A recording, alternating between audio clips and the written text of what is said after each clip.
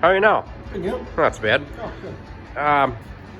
So if you ever go to replace your clutch on your dirt bike or quad or whatever, and you see that your outer clutch hub has these ridges in it, just wear and tear over time from your clutch plates hitting that.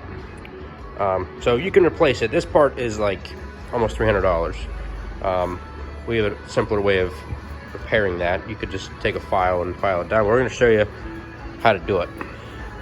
So we've got two clutch baskets here. They're both bad.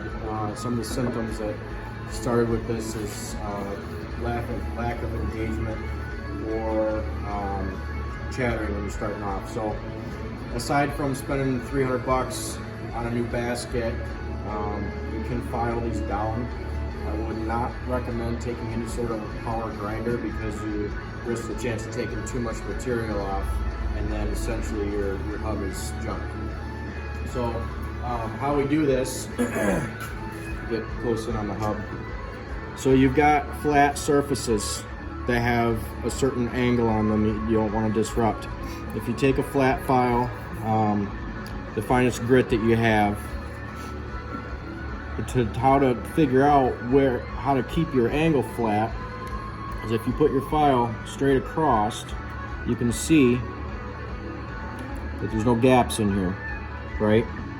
So it's going to be directly across with each wing on the same side of the file. You don't want to go this. There's a gap in there. You're going to grind it wrong. So I did a couple to show you kind of the progression of how it's going to look. I'm going to start out with one like this. Okay, let's hopefully get the right lighting in there. These are your high spots. Now what happens is your plates, they sit in these low spots, and that's where the most pressure is applied, and since aluminum is fairly soft, then you get a little bit of an indentation. When you start to grind it down, it's a fairly slow process, but the finished product is going to look something like this. Smooth, shiny, flat. I didn't quite finish this one. As you can see, get the right angle on it here. Right there. Yep. There's a couple little spots, and you're gonna need to move the camera to get it better. Right there. There's a couple little spots right here to where those are the last little bit remaining of the high spots. And you want to start to, you want to grind it down a little bit further than that, because this is going to just start to wear it and directly in the same spot that it was after you put it back in. This is about halfway through the process. You're going to need to move that camera wherever it's going to provide the best lighting. There you go. Pretty good. It's about halfway through the process here. You can see that this is starting to level it out. You got some high spots down here that are getting closer and closer. You can see a little bit better right here. Just the color differences on your highs and your lows. So to show you how this is done, we've got some pallets stacked in here. We don't have we got a shop, but it's not a super high quality shop. Well, I mean, it's a high quality shop, of course, but not everybody has the best stuff. So this is a nice sturdy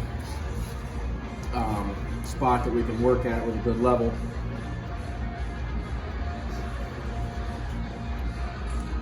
Put your file flat across. Obviously we don't have any gaps, so we know that we're going to grind it at the right angle. And essentially when you do this, you don't want to go straight across in the same spot, because what that's going to do is it's going to grind down the top half where the level where the file's sitting, and not the bottom half. You want to make sure that this is smooth and even all the way across. The other thing you want to watch for is when you get down to the bottom, as you can see, these are curved. If you start up here with your file, and you run it right down to the bottom, and you keep pushing and filing right along here, you're going to take away this curve and you're going to put a corner in there. It's going to do a couple things. It's going to weaken this for one, but for two, you want to take off material evenly, otherwise you risk imbalancing your clutch basket. So anyways, my best advice would be just take it slow. Don't try to go fast. And if you watch how I'm going to do this, get it nice and secure. I start at the top, you can start at the bottom, whichever, but make sure that your file is flat across and you've got somewhat even pressure. You're just going to start to file this real slowly, see how I'm moving from the top to the bottom. That way it takes material off evenly across the whole wing. And I'm stopping just before I get to that bend down there. Whether you want to put your finger down here as a guide to stop yourself so you don't go too far, you just get a feel for it and know when to stop. But as you can see, this is a fairly slow process, but it's shaving it more and more and more each time. It worked out kind of good with this pallet here that it's wood. Run my file on it a couple times. If it loads up and doesn't seem like it's cutting very well, the other thing you can do is start at the bottom and work your way up. If you seem to be hitting that corner quite a bit, it's not the end of the world if you do, but you want to try to avoid that as much as you can. So it might be easier to start at the bottom and work your way up. That way you're not pushing into that corner and risk taking off more material than you want. But essentially you're just going to work your way across. You want to make sure that your file is flat on here. You don't want to put more pressure on either edge, because otherwise you risk just taking a gouge out and then you're not going to have a very good time.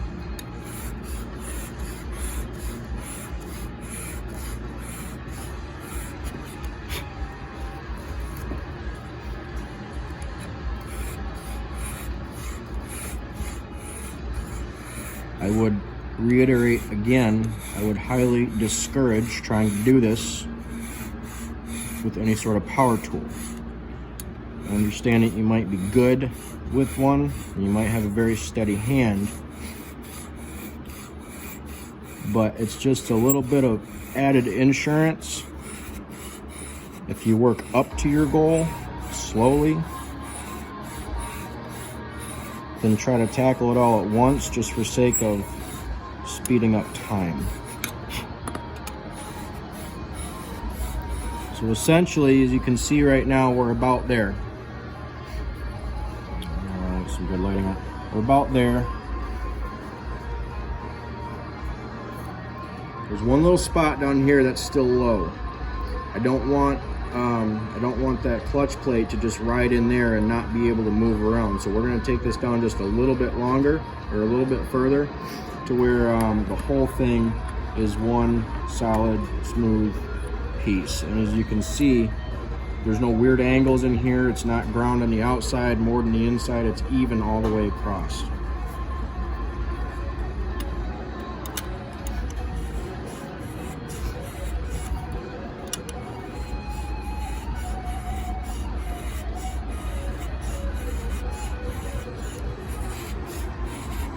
You don't need to push super hard on this,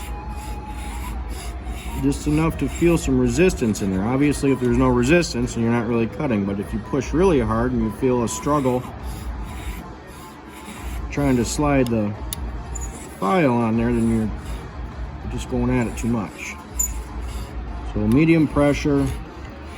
You want to put a little more pressure down it initially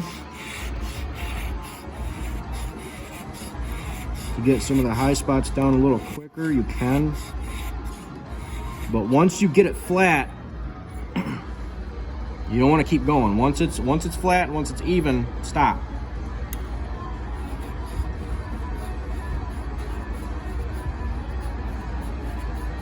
You kind of gauge too how much you're taking off, just with time wise, and how much time you spent on it.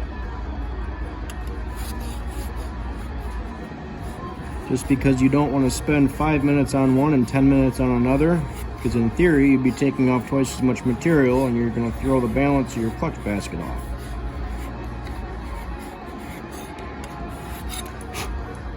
That right there, I would call good. There's no lip on it there. There's no lip on it there.